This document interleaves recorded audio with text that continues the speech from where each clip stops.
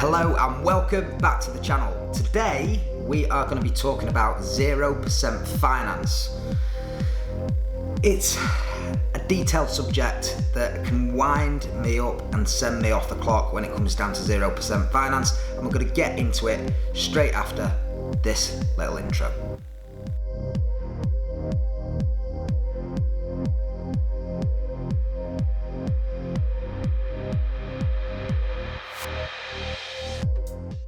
So I'm going to break this down really quickly, and we're going to start with what is 0% APR. Now, 0% APR on the outset looks like you get to buy a vehicle at the cost and pay no interest back to the lender. So it looks like you're getting a great deal for 0% APR. In comparison to the normal stroke traditional way of you buy a vehicle and then pay interest back to the lender. And when you buy that vehicle, the lender pays the car dealer or manufacturer for the vehicle. So the lender makes its money off you paying an interest. So that's the first thing that people just need to sort of think about, get their head round. Why would the lender lend you the money at 0% APR? Think about that first and foremost. Now, think about how 0% APR can actually work. Now, it looks great on the outset. It looks like it's too good to be true, and it really is there to drive people through the doors to come and buy a vehicle. 0% is something that people seem to jump up and down about and rave about, and it's normally used in new car campaigns. And what you normally find is it's something that's coming towards the end of production, or it's an unpopular model, or it's a new launch where they want to get bums on seats, get the vehicle out into the marketplace. So what do? We chuck 0% on there. How does that actually work in relation to the bank? Well, the bank isn't going to lend you the money for free. So it's got to come back from somewhere. And 9 times out of 10, that is an inflation in the vehicle price.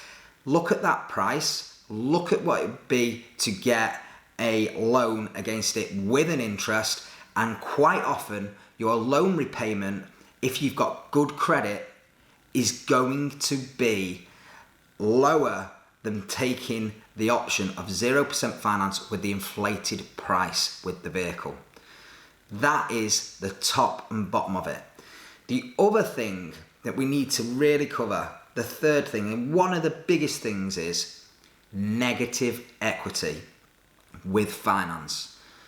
Now, if you take a 0% finance loan against your vehicle, and it's a 5-year deal, for instance, 4-year, 5-year deal, when you're working through those repayments and you think, actually, I want to change my car after a 2-year period, on a 0% finance loan, you get no interest rebate because there's no interest to rebate against the vehicle. The vehicle is quite often inflated in price to compensate for the 0% loan. So therefore, you will normally find yourself in negative equity if you are in 2, 3, or 4-year cycles through a 5-year finance deal quite often, because you've had an inflated price, there's 0% and there's no interest rebate from the lender. Whereas if you'd have gone down the other route of buying the vehicle at the reduced price and a smaller amount of interest that you pay back to the lender so that the lender can make some money, let's not deprive them of that, and then you want to change it early, you will actually get an interest rebate on them payments.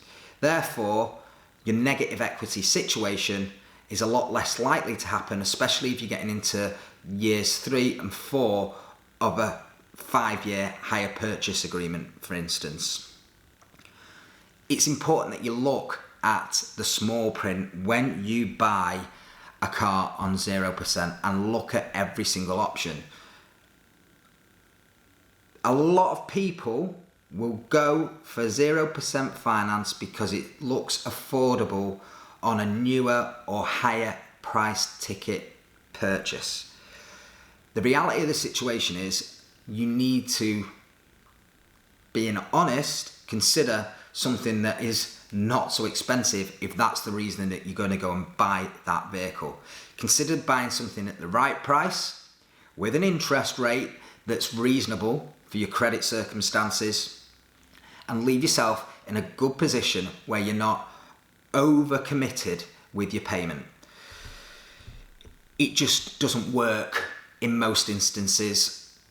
There is instances where it can work, and I would say and people may disagree with this, a 0% finance loan may work if you are negotiating the price of the vehicle and you can bring it down. That is well worth a discussion with the dealer. Quite often they will still say, look, we can't do that and give you 0%, but it's always worth asking for discount. The other way it might work is if you only want to borrow the money on a short period of time, 12 months, 24 months. The biggest problem with that is that the payments can be quite high and people end up overcommitting to that. So it's, again, not really a recommended option unless you can afford it. So for me, all in all, the verdict on 0% finance is that I don't actually think that it's a great deal. I think there's a lot of mythology behind 0% finance. It's used to drive people through the door, and you should really weigh up all the options.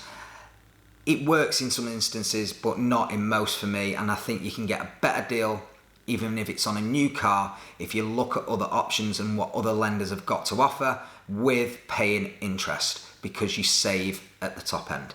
So hopefully that little video will give you some information around where I think 0% finance is. It's something I get asked about a hell of a lot. I'd love to get your feedback. As always, drop any messages in the comments, message me with any issues you may have or where you may think you're up to with a finance deal to see if you can get out of it and change your vehicle, the best way to go in about that. I'd love to hear back from you guys. And as always, if you haven't already subscribed to the channel, make sure you hit the subscribe link, give this video a thumbs up. Make sure you follow me on all my socials, Instagram, Twitter, Facebook and TikTok. Once again, thanks for watching, and I'll catch you on the next one.